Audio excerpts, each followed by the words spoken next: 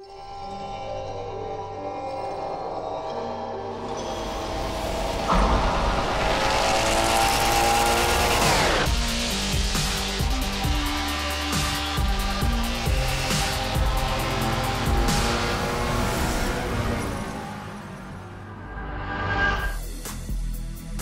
Motorsport's always been a series about innovation. We always want to push the racing genre, so we've made huge improvements because we want to get people excited about cars in general.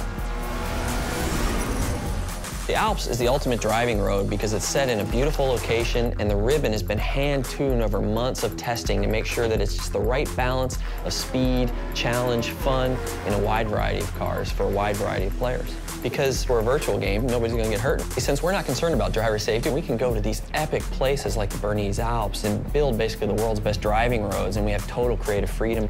We actually looked at 15, 30 different locales, and the Alps is just the most epic. The landscape is so surreal, it's crazy. I mean, these mountains are very different from any mountains you see anywhere else. I mean, it's just, with all the jagged peaks.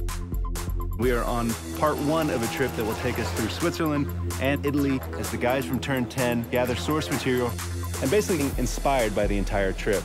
What we're going to do is find the most amazing areas we possibly can and photograph them to no end. We took a really long elevator ride after a train ride and a long walk and another train ride. Took a while to get up here, but oh my God, it's worth it. Did you guys see the background and everything? Yeah. So right now we're at the Grindelwald region of Switzerland, and we're taking reference photos. We mount a camera to a tripod on a panorama head. The panorama head enables us to take pictures in different increments and multiple exposures.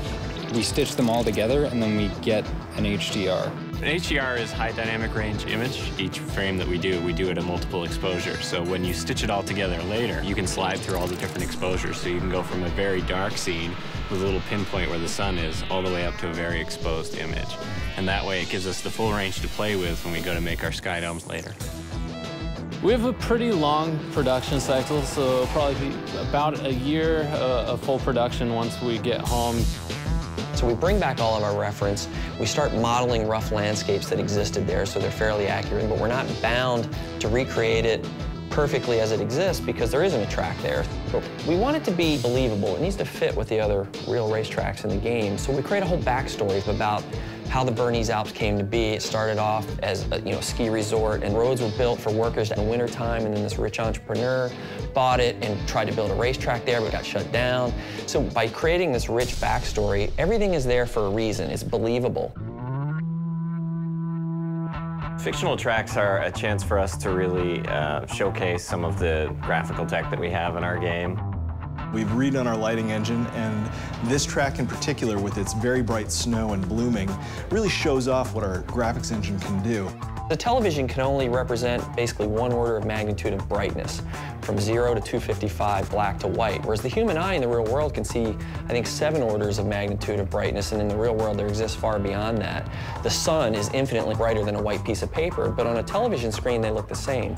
Well, we found a way to basically reverse engineer that at full HD resolution on the Xbox 360. So what we do is we captured high dynamic range images of the world, and that gets baked back into the lighting and the reflections on the car, which means the sun is order of magnitudes brighter than a white piece of paper and is brighter than gray asphalt, which basically makes the cars look really grounded in the environment.